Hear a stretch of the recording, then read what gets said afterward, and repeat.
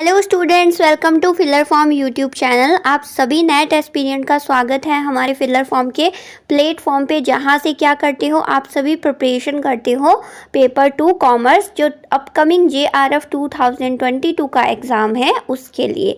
Right, आप सभी को पता है मैं डेली आपके लिए 3 बजे लेके आती हूँ पेपर 2 कॉमर्स की क्लास, जिसमें हम डिस्कस करते हैं यूनिट वाइज जो भी कॉन्सेप्ट है थ्योरेटिकल उसको, और जैसे ही चैप्टर समअप होता है आफ्टर दैट मैं आपको क्या करवाती हूँ, MCQs भी करवाती हूँ। ठीक है, तो आज है हमारी क्लास नंबर 68। जो भी नए स्टूडेंट्स हैं मैं उनको बोलूँगी आप बैक से सीक्वेंस वाइज क्लासेस लेते रहिए, और जो करंट में क्लासेस चल रही हैं उनको भी ले लीजिए। इससे आपका 50% अभी तक के जो सिलेबस है वो कवर अप होने वाला है। लगभग 2 to 3 यूनिट हमारी कवर अप होने वाली है। ठीक है, मैंने यूनिट नंबर 1 करा दिया है, यूनिट 3 करा दिया है, और अभी यूनिट नंबर जो 4 है उसका भी सिर्फ एक और चैप्टर बचा है। 2 चैप्टर बचे हैं, जो एक रन कर रहा है ऑलरेडी, कैपिटल बजटिंग, और एक बचा है वर्किंग कैपिटल, जो ख़त्म होने वाले हैं 1 वीक के अंदर। आफ्टर दैट हम स्टार्ट करेंगे नई यूनिट। राइट, तो चलिए, जो भी क्लासेस होती हैं उनकी लिंक्स प्रोवाइड करा दी जाती है। कहाँ पे? जो टेलीग्राम चैनल बना हुआ है फिलर फॉर्म का कॉमर्स सब्जेक्ट का, उसके ऊपर, और व्हाट्सएप ग्रुप्स बने हुए हैं उसके ऊपर। ठीक है, उन सभी के ऊपर। तो जो आप लेक्चर देख रहे हैं अभी, उसके डिस्क्रिप्शन में आपको मिल जाएगी लिंक, जहाँ से आप क्या कर सकते हो, ज्वाइन कर सकते हो टेलीग्राम चैनल को। और किसको बोलो, टेलीग्राम चैनल के साथ साथ आप ज्वाइन कर सकते हो व्हाट्सएप ग्रुप्स को। ओके, तो ज़्यादातर स्टूडेंट्स जो प्रिपरेशन कर रहे हैं और सर्च आउट कर रहे हैं किसी ऐसे प्लेटफॉर्म की जहां पे आपको बिल्कुल फ्री ऑफ कॉस्ट तैयारी की जाए विद 100% कॉन्सेप्ट, तो आप बिना किसी सोचे समझे ज्वाइन कर सकते हैं क्लासेस को, और अच्छे से अपनी प्रिपरेशन को बूस्ट कर सकते हैं। ओके ना। और पेपर फर्स्ट की भी, ऐसा नहीं कि सिर्फ पेपर 2 की, पेपर फर्स्ट की भी आपको एकदम सीक्वेंस वाइज प्रिपरेशन करवाई जाती है, जिसमें हर एक स्टूडेंट का ध्यान रखते हुए प्रिपरेशन कराई जाती है। किस तरीके से? जैसे एक क्लास होती है आपकी GK की सुबह मॉर्निंग में, आफ्टर दैट पूरा कॉन्सेप्ट वाइज थ्योरेटिकली क्या कराई जाती है विद एग्जांपल्स। आपको थ्योरेटिकली कॉन्सेप्ट जितने भी यूनिट 10 हैं उनके कराए जाते हैं। आफ्टर दैट 2 बजे MCQ सेशन होता है पेपर फर्स्ट की ऑल ओवर यूनिट का, जिसको अगर आप डेली अटैम्प्ट करेंगे, जिसको आप डेली लेंगे, तो उससे आपके बहुत सारे जो क्वेश्चंस हैं, PYQs हैं, एक्सपेक्टेड क्वेश्चंस हैं, वो सॉल्व करने का मौका मिलेगा आपको। आप उनको समझेंगे, उनसे भी जो आपके कॉन्सेप्ट है वो बिल्ड होंगे, because practice is also must. Right, after that आपकी जो स्टूडेंट्स जो DI है, मैथ्स से उनमें थोड़े से वीक है, उनके लिए यहाँ पे नाइट को 9 PM क्लास लगाई जाती है रीजनिंग, मैथ्स और DI की। ठीक है, तो ये सारी क्लासेस पेपर फर्स्ट की रहती हैं, और कॉमर्स के जो स्टूडेंट्स हैं उनको बिल्कुल भी टेंशन लेने की ज़रूरत नहीं है, क्योंकि डेली मैं लेके आती हूँ आप सभी के लिए क्लास 3 बजे। क्लियर है? तो चलिए अब आगे बात करते हैं। 1 मोर big update for all of you students, चाहे आप कॉमर्स की तैयारी कर रहे हैं और जो पेपर फर्स्ट की तैयारी कर रहे हैं, ऑल ओवर स्टूडेंट जो नेट की तैयारी कर रहे हैं उनके लिए ये बिग अपडेट है। ठीक है, हालांकि मैंने कल की क्लास में भी बताया था, बट यू नो कि आप सभी को ज़रूरी है क्या करना, याद दिलाते रहना। ठीक है, तो अपकमिंग हमारा जो 10 अप्रैल जो अपकमिंग संडे है, जिस दिन शुभ दिन राम नवमी भी है, राइट, उसी दिन आपकी रखी जा रही है एक give away quiz, big quiz of paper first, जिसमें आपके पुट अप होंगे 50 क्वेश्चंस, जिनको आप सभी को अटेम्प्ट करना है। और जिस स्टूडेंट की फर्स्ट रैंक आएगी उसको मिलेगा लॉर्ड रामचंद्र जी की कृपा से, बोलो क्या, उनको मिलेगा रिवॉर्ड। और रिवॉर्ड में क्या मिलेगा मैम? रिवॉर्ड में मिलेगा एक तो पेपर फर्स्ट की आपको बिल्कुल आपके एड्रेस पे पहुंचाई जाएगी, जिस बच्चे का भी फर्स्ट रैंक आएगा उसको पेपर फर्स्ट की बुक, ठीक है, KVS मदान की। और पेपर सेकंड जो सब्जेक्ट होगा जिस स्टूडेंट का, जैसे मान लीजिए कॉमर्स की किसी स्टूडेंट को क्या हुई है, फर्स्ट रैंक आई है, तो उसे पेपर 2 कॉमर्स की बुक उसके ऑफलाइन किस पे, एड्रेस पे पहुंचाई जाएगी। ठीक है, इसी तरीके से अगर हिंदी के किसी स्टूडेंट का हुआ है, फर्स्ट रैंक आया है, है तो उसे हिंदी की बुक। ओके, तो पेपर फर्स्ट और पेपर 2 दोनों की बिल्कुल फ्री आपको एज अ रिवॉर्ड क्या दी जाएगी, बुक्स अवेलेबल कराई जाएगी, प्रोवाइड कराई जाएगी as a reward. This is for your motivation, this is for your appreciation. ठीक है, कि आप सभी क्या करना चाहोगे कि हमें इतना अच्छा मौका मिल रहा है, ऊपर से एप्रिसिएशन भी मिल रहा है। ठीक है, जब हम पढ़ेंगे ना, बोलो क्या, मैनेजमेंट, उसमें भी क्या किया जाता है, जो एम्प्लॉयज़ है उनको अप्रिसिएट करने के लिए, मोटिवेशन देने के लिए रिवॉर्ड रखे जाते हैं। ठीक है, तो इसी तरीके से आप लोगों के लिए भी क्या किया गया है, आप और ज़्यादा अच्छे से स्टडी करो, अच्छे से क्विज को सॉल्व करो पेपर फर्स्ट की पूरी तैयारी के साथ। ठीक है, इसके लिए यहाँ पे आपके लिए एक अच्छी अपॉर्चुनिटी लेके आया है फिलर फॉर्म का प्लेटफॉर्म। तो आप सभी को क्या करना है, क्विज को ज्वाइन करना है और कोशिश करना है कि किसकी फर्स्ट रैंक आए, हम सभी फर्स्ट रैंक लेके आए। आपको पता चलेगा कितना कंपटीशन है, कितना आपको और भी ज़्यादा कॉन्फिडेंटली प्रिपरेशन करना है, क्वेश्चंस को अटेम्प्ट करना है। क्लियर है? ये अब बात कर लेते हैं क्विज नंबर जो 6, जिसका कल की क्लास में मैंने सोल्यूशन बताया था और आप सभी ने अटेम्प्ट भी कर लिया था। क्विज नंबर 7 भी आप लोगों ने अटेम्प्ट कर लिया है, राइट। तो क्विज नंबर जो 7 है उसके तो मैं लेके आई हूँ सोल्यूशन, और जो क्विज नंबर 6 है उसके मैं लेके आई हूँ कि किन्होंने क्या की है, फर्स्ट, सेकेंड और थर्ड रैंक प्राप्त की है। जो हमारी डेली क्या होती है, क्विज होती है, उसके अंदर जो डेली एज अ 5 क्वेश्चन आपको होमवर्क में मिलते हैं, किसमें, वेबसाइट के ऊपर जो क्विज होती है उसके ऊपर। ठीक है, तो जो क्विज नंबर 6 है उसमें फर्स्ट रैंक हासिल की है सचिन कुमार जी ने, ये आपका रिजल्ट है क्विज नंबर 6 का। सेकंड है यास्मीन प्रवीण जी ने और थर्ड सोनी राजक जी ने।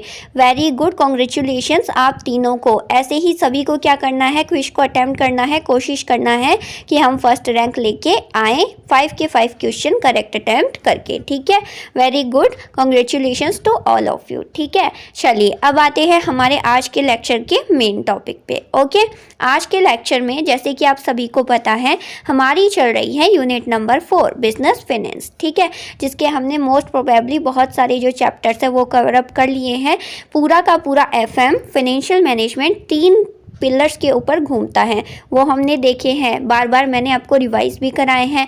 कौन कौन से, फाइनेंशियल डिसीजन, इन्वेस्टिंग डिसीजन और डिविडेंड पॉलिसी डिसीजन। तो अभी जो हमारा चैप्टर चल रहा है कौन सा, बोलो, कैपिटल बजटिंग डिसीजन। ठीक है, पूंजी बजटिंग निर्णय, वो किसके ऊपर डिपेंड है, वो है investing decision. Capital budgeting decision के माध्यम से क्या लिया जाता है, विनियोग करना है या नहीं किसी प्रोजेक्ट में, उसका निर्णय लिया जाता है, राइट। और कौन सी, लॉन्ग टर्म असेट में। ठीक है, फिक्स्ड असेट बोल दो चाहे लॉन्ग टर्म, नॉन करंट जो असेट होती है उसमें। बेसिकली हमने फर्स्ट जो लेक्चर लिया था कैपिटल बजटिंग का, उसी में हमने अच्छे से ये बेसिकली समझ लिया था। ठीक है, अब फिर उसके बाद हमने बात करी थी मेथड्स, कौन कौन से मेथड्स होते हैं जिनके थ्रू क्या किया जा सकता है, कैपिटल बजटिंग डिसीजन लिया जा सकता है।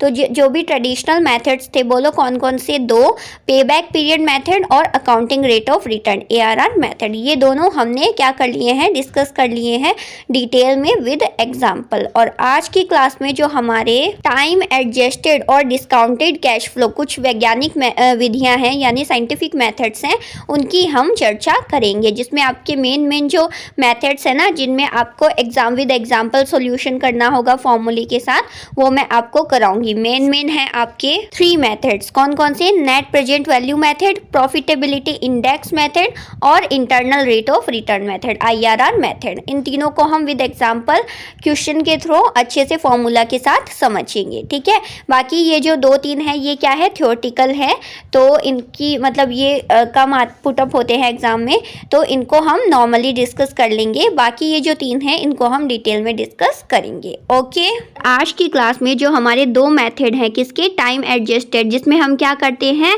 कंसीडर करते हैं टाइम वैल्यू ऑफ मनी को। ठीक है, जो टाइम वैल्यू है मनी की उसको कंसीडर करते हैं। मैंने आपको लास्ट क्लास में ही समझाया था, आई होप सभी को क्लियर है वो चीज़। ठीक है, तो क्योंकि जो ट्रेडिशनल की जो 2 मेथड्स है वो टाइम वैल्यू को कंसीडर नहीं करते हैं, बाकी जो आपकी वैज्ञानिक विधियां हैं, साइंटिफिक मेथड्स हैं, उनके जितने भी क्या हैं मेथड्स हैं वो सभी कंसीडर करके चलेंगे। किसको? टाइम वैल्यू ऑफ मनी को। तो चलिए अभी स्टार्ट करते हैं लेक्चर को। हमारा जो मेन टॉपिक है उसको सभी के सभी जल्दी से ज्वाइन हो जाइए, ज्वाइन कर लीजिए। किसी की भी क्लास मिस नहीं होनी चाहिए, कंसिस्टेंसी सभी स्टूडेंट्स की बनी रहनी चाहिए। ओके चलिए लेट्स स्टार्ट नाउ। तो देखिए वैज्ञानिक विधियाँ, पूंजी बजटन की यह वैज्ञानिक विधि है। इसको क्या बोल सकते हैं? अपहरित रोकड़ प्रवाह विधि भी कहते हैं। ठीक है, हिंदी में इसको अपहरित रोकड़ प्रवाह विधि भी बोल सकते हैं। तो पूंजी बजटन, कैपिटल बजटिंग में भविष्य के बारे में सभी निर्णय वर्तमान में लिए जाते हैं कि कौन से प्रोजेक्ट को एक्सेप्ट किया जाना चाहिए, कौन से को नहीं। तो इसलिए जो फ्यूचर को वर्तमान के स्तर पर लाने के लिए भावी अर्जनों की वर्तमान मूल्य की गणना करना क्या है? आवश्यक है। यानी फ्यूचर में जो रिटर्न प्राप्त हो रही है उसकी क्या वैल्यू रहेगी, ये हमें अभी से कैलकुलेट करना ज़रूरी होता है। ठीक है, इस विधि में जो प्रोजेक्ट है उसके भावी जो फ्यूचर में होने वाले जो फ्लोज हैं ना, कैश फ्लोज हैं, रोकड़ प्रवाह हैं, उनको टाइम के अकॉर्डिंग क्या किया जाता है? एडजस्ट किया जाता है, समायोजित किया जाता है। यह जो एडजस्टमेंट है ये टाइम वैल्यू ऑफ मनी को ध्यान में रखते हुए, मुद्रा के समय मूल्य को ध्यान में रखते हुए एक निश्चित ब्याज पर कटौती करके किया जाता है। ठीक है, वही मैंने बोला कि हम क्या करेंगे, फ्यूचर में इस रुपए की जो रिटर्न आ रही है उसकी क्या वैल्यू रहेगी उसको हम प्रेजेंट में ही क्या कर लेंगे? कंसीडर कर लेंगे। ठीक है, इसीलिए इसको बोलते हैं क्या? समय समायोजित दर भी बोल सकते हैं, टाइम एडजस्टमेंट रेट। ठीक है, इसके अंदर अब जो 3 मेथड्स हैं वो आपके क्या हैं? मेन है। ठीक है, तो फर्स्ट ऑफ ऑल हम डिस्कस करेंगे फर्स्ट मेथड की हमारे, जो कि है आपका नेट प्रेजेंट वैल्यू मेथड। ठीक है, शुद्ध, इसको हम हिंदी में भी समझेंगे, पहले थोड़ा सा थ्योरेटिकली देख लेते, इंग्लिश में, दोनों लैंग्वेज में हम समझते हुए चलेंगे। Don't worry about it. Okay, तो पहला मेथड है नेट प्रेजेंट वैल्यू मेथड, शुद्ध वर्तमान मूल्य विधि। अब इसमें क्या होता है? The rate of discount which also known as minimum required rate of return is used to discount. यानी इसमें हम किसको यूज़ करेंगे? जो डिस्काउंटेड रेट है ना उसको यूज़ करेंगे। ठीक है, और there is an inverse relation between the rate of return and the NPV value. और क्या होता है? विपरीत रिलेशन होता है। किस किस में? जो रिटर्न की दर होती है कि एक इन्वेस्ट करने पे एक प्रोजेक्ट में जो रिटर्न प्राप्त होगा उसमें, और जो नेट प्रेजेंट वैल्यू होती है ना, उन दोनों में क्या होता है? विपरीत संबंध होता है। ठीक है, और मतलब रेट ऑफ रिटर्न और एनपीवी में विपरीत संबंध होता है। ओके, फिर है द डिस्काउंट रेट के applied for discounting the future cash flow is in fact the minimum required rate of return which incorporates both the pure return as well as the premium required to set off the risk. कहने का मतलब अगर normal way में समझाऊं तो इसमें होता क्या है कि जो भी आपकी रिटर्न की रेट निकल के आती है ना उसको हम कंसीडर किससे करते हैं? जो नेट प्रेजेंट वैल्यू होगी ना उस रिटर्न की, उससे हम क्या करेंगे? मल्टीप्लाई करके फिर निकालेंगे कि रियल में रिटर्न फ्यूचर में इतनी होगी, क्योंकि फ्यूचर में उस रिटर्न की जो वैल्यू रहेगी वो ज़रूरी नहीं कि जो प्रेजेंट में अभी इतनी है उतनी ही फ्यूचर में रहेगी। ठीक है, तो इसके लिए जो डिस्काउंट रेट है ना वो मेज़रमेंट करेगी कि अगर आज वर्तमान में इतनी है रिटर्न या फिर प्रॉफिट इतना हुआ है, इसको अगर हम डिस्काउंट रेट से मल्टीप्लाई कर देंगे तो हमारी क्या निकल के आ जाएगी? फ्यूचर में क्या वैल्यू रहेगी उसको हम कंसीडर करने पाएंगे। ये ध्यान में रखना, आपको एग्जाम्पल करेंगे तो अच्छे से आपको क्लियर हो जाएगा। ओके, और एनपीवी के अकॉर्डिंग जैसे एनपीवी है उसी तरीके से एक और आपका मेथड है जो इसके बाद हम पढ़ेंगे, कौन सा?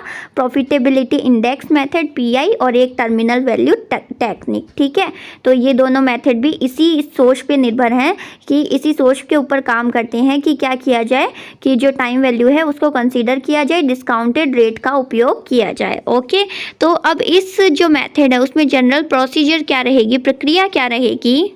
द प्रेजेंट वैल्यू जो भी क्या वर्तमान मूल्य होता है और the discounted cash flow procedure recognise, ये मेथड रिकॉग्नाइज करता है कि cash flow streams at different time periods differ in value and can be compared only when they are expressed in terms of a common denominator। तो कहने का मतलब वही है कि जो cash flow different time period में क्या होता है, डिफरेंट होता है। अगर प्रेजेंट में इतना है, मतलब जो कैश का इनफ्लो है वो प्रेजेंट में इतना हम कंसीडर करके चल रहे हैं, मान के चल रहे हैं कि इतनी रिटर्न होगी, लेकिन वही मूल्य ज़रूरी नहीं कि उसका मूल्य 3 साल बाद 4 साल बाद उतना ही रहेगा। तो इसके लिए हमें क्या करना पड़ता है, टाइम वैल्यू ऑफ मनी को कंसीडर करना पड़ता है। ठीक है, in this method all cash flows are expressed, जो भी कैश फ्लोज होंगे, कैश आउटफ्लो, कैश इनफ्लो, ठीक है, in terms of their present value, तो उनको क्या किया जाएगा, उनकी प्रेजेंट वैल्यू के अकॉर्डिंग कंसीडर किया जाएगा। ठीक है, the procedure to determine cash present value is comparatively covered in chapter. तो वो प्रोसीजर हम देखेंगे कि किस तरीके से प्रेजेंट वैल्यू को कंसीडर किया जाएगा, हम अभी क्वेश्चन के माध्यम से ये समझेंगे। ठीक है, तो चलिए आइए देखते हैं। देखिए आपके सामने ये टेबल है जिसमें क्या है, 2 प्रोजेक्ट हैं, एक तो मशीन ए और एक मशीन बी। अब हमें ये डिसाइड करना है कि कौन सी मशीन में हम क्या करें, विनियोग करें, इन्वेस्टमेंट करें, राइट। एक फर्म को ये डिसाइड करना है। अब देखिए ये ईयर्स दे रखे हैं आपको, 1 2 3 4 5 ईयर्स दे रखे हैं दोनों ही मशीन के, ओके। और फिर बाद में मशीन ए का दे रखा है कैश फ्लो आफ्टर टैक्स, यानी टैक्स को घटाने के बाद में जो कैश फ्लो हो रहा है, कैश इनफ्लो हो रहा है, किसका, मशीन ए पे इन्वेस्ट करने पे, वो आपको यहाँ पे दिया गया है। फर्स्ट ईयर में 14,000, सेकेंड में 16, फिर 18, 20 और 25,000, राइट। और ऐसे ही मशीन बी की भी cash flow after tax CF80 दिया गया है 5 सालों का, जो कैश इनफ्लो हुआ है आफ्टर टैक्स, ठीक है, वो है 22,000, 20,000, फिर 18, फिर 16, फिर 17, ये मशीन बी का दे दिया। अब अगर हमें ARR या फिर पे बैक पीरियड के माध्यम से करना होता तो हम डायरेक्ट यही वैल्यू लेते और आगे की प्रोसेस करते फॉर्मूला के अकॉर्डिंग, जैसे हमने दोनों पढ़ी हैं उस हिसाब से, ठीक है, उनका फॉर्मूला पुटअप कर देते। लेकिन हम पढ़ क्या रहे हैं, हम पढ़ रहे हैं नेट प्रेजेंट वैल्यू मेथड। उनमें जो कैश फ्लोज हुए हैं ना, मशीन ए में और मशीन बी में जितने भी कैश इनफ्लोज आए हैं उनको हम डायरेक्ट नहीं लेके क्या करेंगे, पहले उनको प्रेजेंट वैल्यू में कन्वर्ट करेंगे। ठीक है, अब देखिए जो ईयर्स हैं उनके अकॉर्डिंग आपको प्रेजेंट वैल्यू याद करो। जब अगर आपने ग्रेजुएशन, पोस्ट ग्रेजुएशन में जब आप क्वेश्चन करते थे तब आपको बुक के पीछे जो फैक्टर्स हैं वो मिलते थे, फिर आप उनको देखते थे कि इतने ईयर में इतना प्रेजेंट PV फैक्टर है ना, फिर उसको हम मल्टीप्लाई करते थे। वही सेम इसमें करना है, ठीक है, कि आपको जब क्वेश्चन आएगा उसमें आपको PV फैक्टर दिया रहेगा जिससे आपको प्रेजेंट वैल्यू ज्ञात करनी होगी। ठीक है, की 0.10 की 0.5 की इस तरीके से अलग अलग प्रेजेंट वैल्यू हुई होती है, तो आपको वो एग्ज़ाम में मिल जाएगी, डायरेक्ट आपको मल्टीप्लाई करना होगा। ठीक है, तो अब 0.10% यानी ऐसे मान लो 10% पे फर्स्ट ईयर की जो PV फैक्टर है वो कितना है, 0.909। फिर सेकेंड ईयर का PV फैक्टर 10% पे कितना है, 0.826। इस तरीके से ये PV फैक्टर हमने मेंशन कर दिए हैं। ठीक है, अब क्या करेंगे, हम जो कैश फ्लोज हैं इनकी प्रेजेंट वैल्यू निकालेंगे। किस तरीके से, जो कैश फ्लोज हैं उनको हम PV फैक्टर से मल्टीप्लाई कर देंगे।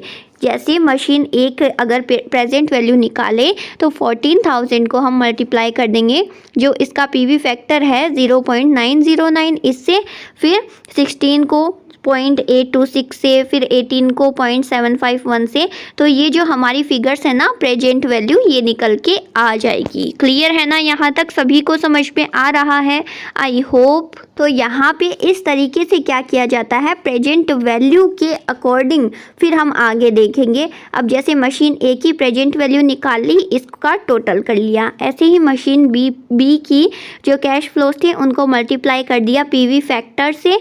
आफ्टर दैट हमने इनको ऐड कर लिया और प्रेजेंट वैल्यू निकाल ली मशीन बी की। ठीक है, इसको ऐड कर दिया तो मशीन ए की जो प्रेजेंट वैल्यू आई है टोटल वो कितनी है, 69,645 और जो मशीन बी है उसकी है 71,521।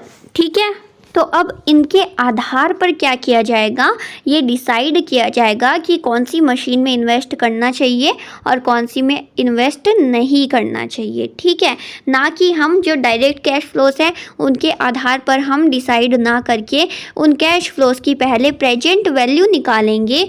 After that we will decide कि हमें इन्वेस्ट कौन से प्रोजेक्ट में करना होएगा। ये बताती है आपकी नेट प्रेजेंट वैल्यू मेथड। ठीक है, तो ये एग्जाम्पल था, मैंने समझाया है किस तरीके से प्रेजेंट वैल्यू कैलकुलेट होती है। ठीक है, आगे हम सीखेंगे कि अब इसमें डिसीजन किस तरीके से लेंगे कि कौन सी प्रोजेक्ट में इन्वेस्ट करना सही रहेगा। तो उसके लिए डिसीजन मेकिंग किस तरीके से करेंगे, लेट्स सी। पर उससे पहले थोड़ा और अच्छे से समझ लिया जाए इस मेथड को। ओके, तो नेट प्रेजेंट वैल्यू मेथड शुद्ध वर्तमान मूल्य विधि। ठीक है, तो इसकी गणना रोकड़ अंतर्वाहों के प्रेजेंट वैल्यू वर्तमान मूल्य के योग का रोकड़ बहिर्वाहों के वर्तमान मूल्य को घटाकर की जाती है। कहने का मतलब क्या है कि जितना भी कैश इनफ्लो होता है उसकी प्रेजेंट वैल्यू और जितना भी कैश आउटफ्लो होता है उसकी प्रेजेंट वैल्यू, कैश आउटफ्लो में से कैश इनफ्लो को जब हम घटा देंगे वर्तमान मूल्य के योग का रोकड़ बहिर्वाह के वर्तमान मूल्य को घटा देंगे, तो मैं आपको फॉर्मूला बताऊंगी आगे, आपको समझ में आ जाएगा। ठीक है, जबकि रोकड़ अंतर्वाह यानी कैश इनफ्लो और आउटफ्लो की संस्था की पूंजी लागत के तुल्य बट्टा दर से कटौती की जाती है। मतलब डिस्काउंटेड रेट के थ्रू जो पीवी फैक्टर्स हैं उनके द्वारा प्रेजेंट वैल्यू निकाली जाती है। ठीक है, यह विधि तब उपयोगी होती है जब जो प्रबंधक एक न्यूनतम दर प्राप्त करने का निर्णय कर लेता है। यही कारण है कि इसे क्या बोलते हैं, इच्छित प्रत्याय दर भी इसे बोला जाता है, कहा जा सकता है। ओके, पूंजी बजटन की इस विधि के अंतर्गत जितने भी कैश इनफ्लोज हैं उनकी प्रेजेंट वैल्यू को कैलकुलेट करके उनका टोटल किया जाता है, जैसे अभी हमने किया था लास्ट टेबल में, राइट। उसमें से फिर क्या किया जाता है, विनियोग की लागत को घटाकर, विनियोग की लागत मतलब जितना कुल इन्वेस्ट किया जाएगा मशीन ए पे या मशीन बी पे, उसको हम लेस कर देंगे उस टोटल में से। तो उससे क्या निकल के आ जाएगा, हमें पता चल जाएगा कि जितना क्या होगा, कि जितना जो अंतर्वाह विनियोग की लागत जितना अधिक होगी विनियोग उतना ही अच्छा होगा। ठीक है, इस विधि के अंतर्गत यदि परियोजना की एनपीवी जो नेट प्रेजेंट वैल्यू निकल के आएगी वो अगर पॉजिटिव होती है तो उसे एक्सेप्ट किया जाता है उस प्रपोजल को, उस प्रोजेक्ट को, और अगर नेगेटिव आती है तो प्रपोजल को रिजेक्ट कर दिया जाता है। चलिए हम पहले फॉर्मूला देखते हैं। ये थ्योरेटिकली आपको ऐसे लग रहा होगा क्या ही बोल रही है मैम, है ना। अभी फॉर्मूला देखते हैं फिर क्वेश्चन करते हैं, पूरा का पूरा आपको क्लियर अच्छे से हो जाएगा। तो let's see the formula. Total present value is equal to, किस तरीके से कैलकुलेट करेंगे। फर्स्ट ऑफ ऑल तो क्या किया हमने, जो एनुअल कैश इनफ्लो है अभी हमने देखा था, cash flow after tax CFAT annual cash inflow है, उसको हम मल्टीप्लाई करेंगे जो PV फैक्टर है, प्रेजेंट वैल्यू फैक्टर है, अभी देखा था ना हमने, उनसे हम मल्टीप्लाई कर लेंगे। ठीक है, और फिर उनका टोटल कर देंगे।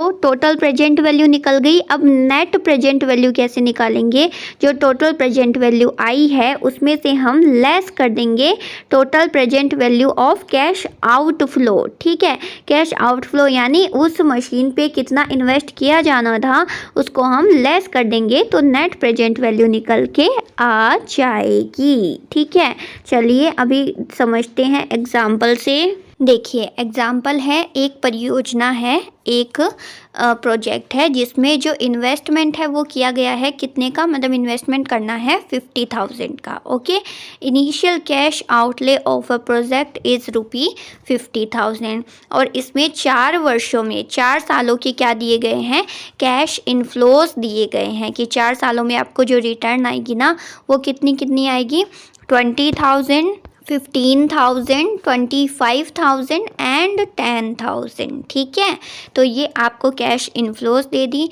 अब बोला क्या है कि आपको यूज़ करना है प्रेजेंट वैल्यू इंडेक्स मेथड का, वही जो अभी हम पढ़ रहे हैं, राइट। प्रयोग करते हुए क्या करना है, प्रस्तावित विनियोग की लाभप्रदता का मूल्यांकन बट्टा दर 10% मानते हुए कीजिए। तो इस तरीके से आपको पीवी फैक्टर की रेट दे दी जाती है कि 5% पे करना है या 10% पे, तो यहाँ पे 10% मानते हुए करना है। ठीक है, using present value index method appraise profitability of proposed investment assuming 10% rate of discount. Okay, और यहाँ पे आपको पीवी फैक्टर्स भी प्रोवाइड कर दिए गए हैं। देखिए 10% पे फर्स्ट ईयर का है 0.909, सेकंड का 0.826, फिर थर्ड का, फिर 4 का। तो हमें कैलकुलेट करना है कि किस तरीके से हमें कौन से इस प्रोजेक्ट को है वो एक्सेप्ट करना चाहिए या नहीं करना चाहिए। यहाँ पे देखिए एक ही प्रोजेक्ट में हमें डिसाइड करना है। ठीक है, तो देखिए मैं बता देती हूँ प्रोसेस क्या होगी। सबसे पहले जो भी कैश इनफ्लोस आए हैं उनका हम कैलकुलेट करेंगे present value. Total present value जब निकल के आ जाएगी उसमें से हम लेस कर देंगे क्या, बोलो, जितना भी हमारा इनिशियल आउटले है, जितना भी इन्वेस्टमेंट हुआ है, कितना, 50,000, तो आ जाएगा आपका निकल के क्या, नेट प्रेजेंट वैल्यू। ठीक है, तो देखिए कैश फ्लोस थे कितने, फर्स्ट सेकंड थर्ड 4 साल के, 20, 15, 25 और 10,000। और पीवी फैक्टर्स आपको दिए हैं 4 इयर्स के मैंशनड है 0.909, तो इनको क्या करना है, 20,000 को 0.909 से मल्टीप्लाई किया तो आ गया 18,180। इसी तरीके से 15,000 को 0.826 से, ये सभी हमने मल्टीप्लाई कर लिया। आप सभी कैलकुलेट कर लेना, ओके ना। आफ्टर डेट ये जो प्रेजेंट वैल्यू निकल के आई है इसका हम क्या कर लेंगे, टोटल कर लेंगे 4 इयर्स का, 4 सालों का। ठीक है, तो हमारी जो टोटल प्रेजेंट वैल्यू आई है वो कितनी आई है, 56,175 हमारी प्रेजेंट वैल्यू आई है। और जबकि इनिशियल इन्वेस्टमेंट कितना हुआ है, 50,000 हुआ है। तो जब हमने टोटल प्रेजेंट वैल्यू में से लेस कर दिया इन्वेस्टमेंट को, 50,000 को, तो हमारा जो नेट प्रेजेंट वैल्यू निकल के आई है वो आई है 6,175। अब हमें ये डिसाइड करना है कि इस प्रोजेक्ट को हम एक्सेप्ट करें या ना करें। तो देखिए जो नेट प्रेजेंट वैल्यू है वो क्या है, आपकी पॉजिटिव है, धनात्मक है। ठीक है, तो जब एनपीवी पॉजिटिव आती है तो जो प्रोजेक्ट होता है वो क्या होता है, एक्सेप्टेबल होता है, उसे हम एक्सेप्ट कर सकते हैं, हमें एक्सेप्ट कर लेना चाहिए। और अगर एनपीवी नेगेटिव आती है, जैसे कि यहाँ पे मान लीजिए 60,000 इन्वेस्टमेंट होता, ठीक है, तो 56,175 में से हम 60,000 लेस करते तो हमारा जो नेट प्रेजेंट वैल्यू आती वो किस में आती, ऋणात्मक आती, नेगेटिव आती। उस सिचुएशन में हम क्या नहीं कर सकते थे, प्रपोजल एक्सेप्टेबल नहीं होता। ठीक है, तो यही आपका फर्स्ट मेथड है क्या, net present value method.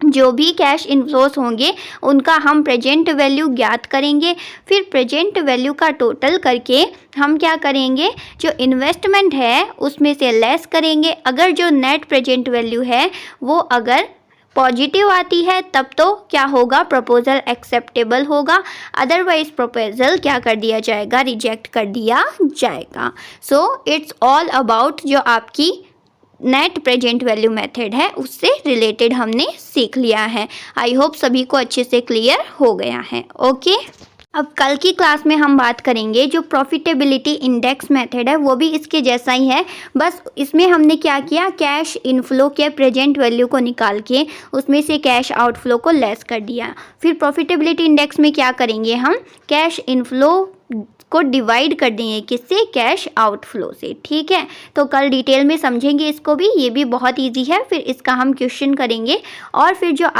IRR जो internal rate of return method है उसको कवर अप कर लेंगे। ठीक है, मैं एक एक को डिटेल में इसलिए समझा रही हूँ आपको ताकि आप जब रिवीजन करो तो आपको कोई भी कंफ्यूजन ना हो। अगर कोई न्यूमेरिकल क्वेश्चन पुटअप हो जाए या फिर आगे आपको कहीं स्टूडेंट को पढ़ाना हो तो आप जैसे मैंने आपको एक्सप्लेन किया है उससे भी बेटर वे में आप कर पाओ, बिकॉज हमें एग्ज़ाम क्रैक करने के लिए तो पढ़ना ही पढ़ना है, साथ में अपने नॉलेज को एनहेंस करने के लिए भी पढ़ना है। राइट स्टूडेंट्स, ठीक है, तो चलिए कल देखेंगे जो बाकी के मेथड्स हैं उनको। ओके, कल की क्लास में साथ ही साथ बात कर लेते हैं। आई होप सभी ने जो डेली क्विज होती है उसको अटेम्प्ट किया है। सभी स्टूडेंट्स किया करो। 5 क्वेश्चन करने में मैक्सिमम आपको 8 to 10 मिनट्स लगते हैं। इससे आपकी कितनी प्रिपरेशन होगी आपको पता भी नहीं चलेगा। तो चलिए बात कर लेते हैं जो क्विज नंबर 7 में एज अ होमवर्क क्वेश्चन थे आपके लिए 5, उनके सॉल्यूशन की। तो चलिए सभी स्टूडेंट्स देखेंगे कि किन्होंने बिल्कुल करेक्ट अटेम्प्ट किए हैं ऑप्शंस को। ओके, तो आपका जो क्वेश्चन नंबर फर्स्ट था क्विज नंबर 7 में वो यहाँ पे है कि विच ऑफ द फॉलोइंग, इनमें से कौन सा denote the structural changes in Indian economy, भारतीय अर्थव्यवस्था में संरचनात्मक परिवर्तनों को दर्शाता है। ठीक है, जो इंडियन इकोनॉमी है उसमें चेंजेस को शो करता है, स्ट्रक्चरल चेंजेस को। ठीक है, तो primary sector contribution has gone down, जो प्राथमिक क्षेत्र है उसका योगदान कम हो गया है। क्या ऐसा हुआ है? Service sectors contribution has gone up, जो सेवा क्षेत्र है उसका योगदान बढ़ गया है। Secondary sector has not change, और जो माध्यमिक क्षेत्र है वो ज़्यादा नहीं बदला है। तो बिल्कुल जी, आपकी जो इकोनॉमी में चेंज हुआ है इंडियन इकोनॉमी के स्ट्रक्चर में, उनमें सेम एज इट इज़ जो ये बोल रहा है क्वेश्चन वो बिल्कुल करेक्ट है कि जो प्राथमिक क्षेत्र है ना उसका योगदान तो कम हो गया है और जो सर्विस सेक्टर्स हैं उसका योगदान बढ़ गया। आप देख रहे होंगे कि डिजिटलाइजेशन इतना हो रहा है, बैंकिंग सेक्टर हो गया, सर्विस सेक्टर्स में बहुत ज़्यादा क्या हो गया है, कंट्रीब्यूशन हो गया है सर्विस सेक्टर का, जबकि जो सेकेंडरी सेक्टर है वो वैसा का वैसा ही है। आई होप मुझे सभी को ये बताने की ज़रूरत नहीं होनी चाहिए कि प्राइमरी, सेकेंडरी और टर्शरी सेक्टर क्या क्या होते हैं। ठीक है, आप मुझे कमेंट में बताएंगे सबके सब, आपका ये होमवर्क है। ठीक है, आप तो मेरी बात मानते ही नहीं हो। जब भी मैं आपको कुछ बोलती हूँ कि मुझे कमेंट में बताना है आपको कोई भी टॉपिक, मेरे पास कोई कमेंट नहीं आता है। जब भी मैं देखती हूँ नोट करती हूँ। Why is it? आपको स्टडी नहीं करना है क्या?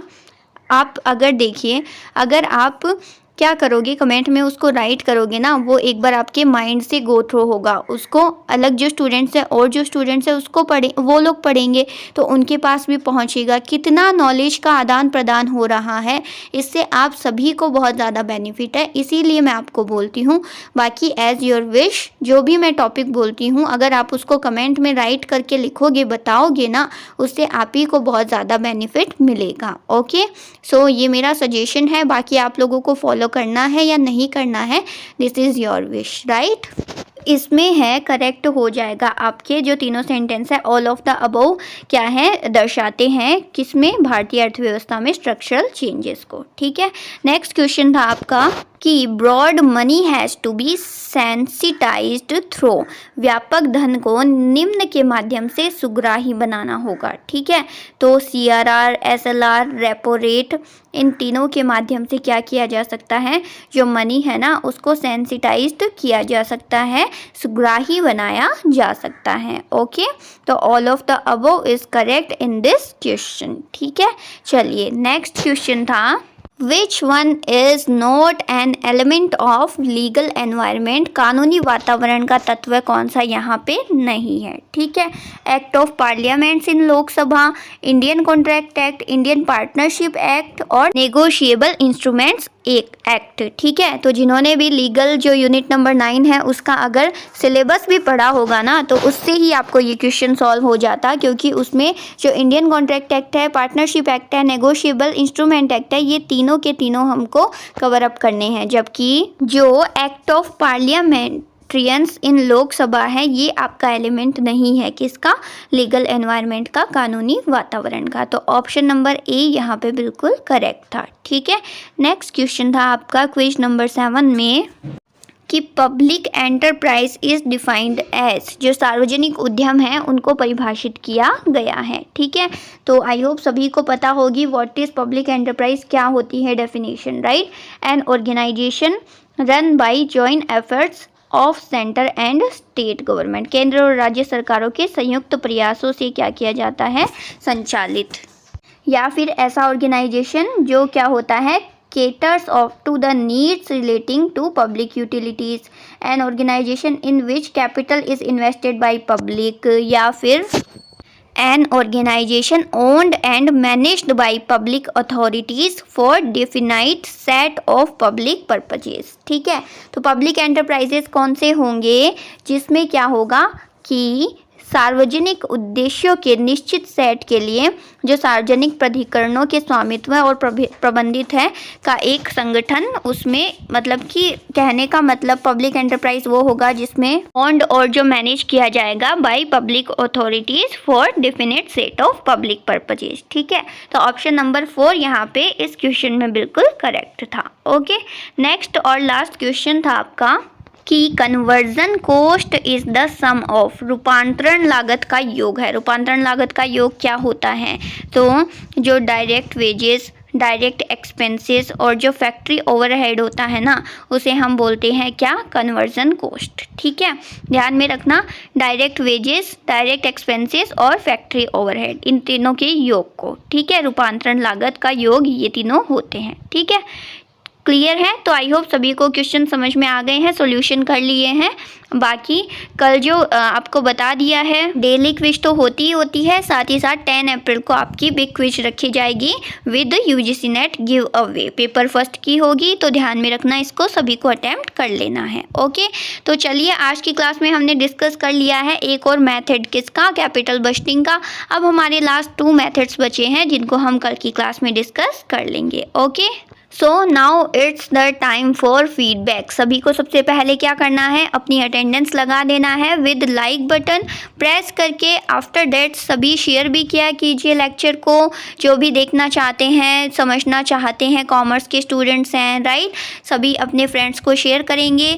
सब्सक्राइब सभी से करवा लेना और साथ में क्या करना है, बेल आइकन प्रेस कर लेना ताकि नोटिफिकेशन मिल जाए। और जिन स्टूडेंट्स ने टेलीग्राम चैनल को ज्वाइन नहीं किया है वो भी ज़रूर कर लेना। ओके, तो बाकी जो भी नोट्स क्लास होती हैं उनके नोट्स आपको एज ए PDF वेबसाइट के ऊपर अवेलेबल करवा दिए जाते हैं, बिल्कुल फ्री ऑफ कॉस्ट आपको नोट्स भी मिलते हैं, आपको क्लासेस भी मिलती हैं। तो बस अच्छे से प्रिपरेशन करते रहिए, प्रिपरेशन को बूस्ट कीजिए। ओके, चलिए मिलते हैं फिर नेक्स्ट क्लास में। यहाँ पे वेबसाइट और सोशल साइट मैंने मेंशन कर दी हैं। Okay, keep preparing, thank you so much, bye, take care.